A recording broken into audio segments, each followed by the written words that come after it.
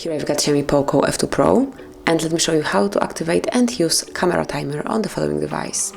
So just open the camera up at first.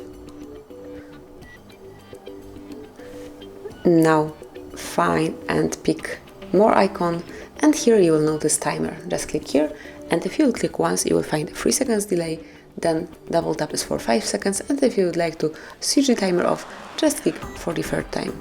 But let me choose, for example, 5 seconds delay, tap here, and as you can see the picture will be taken after 5 seconds.